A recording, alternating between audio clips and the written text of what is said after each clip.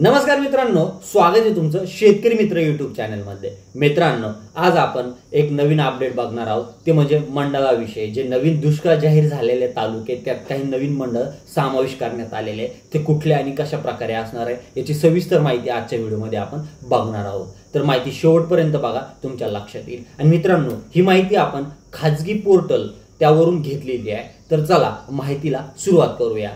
दुष्काळ परिस्थितीचा लाभ मिळावा यासाठी शासनाने दुष्काळ सदृश जाहीर केलेले आहे। महसूल मंडळाच्या व्यतिरिक्त त्यात विभाजन करून नव्याने करण्यात आलेल्या मंडळातही दुष्काळ सदृश परिस्थिती शासनाने जाहीर केली आहे। आता यामध्ये 19 जिल्ह्यातील 224 मंडळाचा यामध्ये समावेश आहे। या आधीप्रमाणेच नव्याने जाहीर केलेल्या दुष्काळ सदृश मंडळात सर्व सवलती तातडीने लागू केलेल्या आहेत।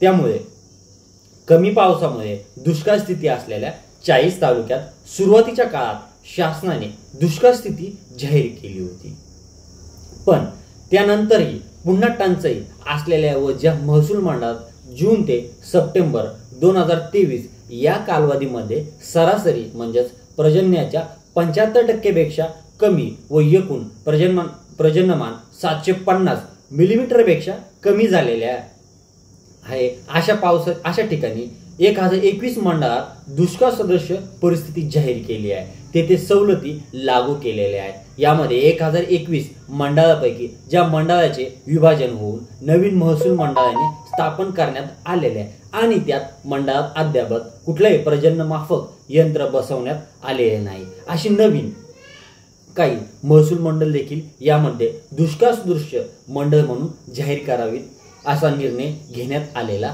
आहे। तर मित्रांनो, यामध्ये जर बघायला गेलं तर 19 जिल्ह्यातील 224 नवीन मंडळाने दुष्काळ सदृश घोषित केली आहे।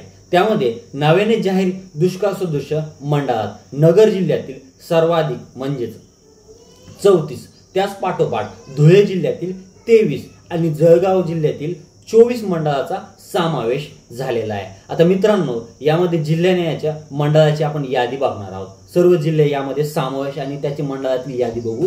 सुरुवातीला आहे पुणे, पुण्यातील 14, सातारातील 12, सांगलीतील 2, सोलापुरातील 10, कोल्हापुरातील 5, धुळ्यातील 23, जळगाव मधले 24, नाशिक मधले 13, नगर मधले 34, संभाजीनगर मधले 16 आणि जालना मधले 3, परभणी मधले 13, हिंगोली मधले 7, नांदेड मधले 5, लातूर मधले 6, बीड मधले 19, धाराशिव मधले 10, नागपूर मधले 5 आणि वर्धा मधले 3। तर असे मंडळ यामध्ये समावेश केलेले आहे। तर मित्रांनो, अशा प्रकारे हे मंडळाचे छोटंसं अपडेट होतं। हे अपडेट कसं वाटलं कमेंट करून नक्की कळवा। धन्यवाद।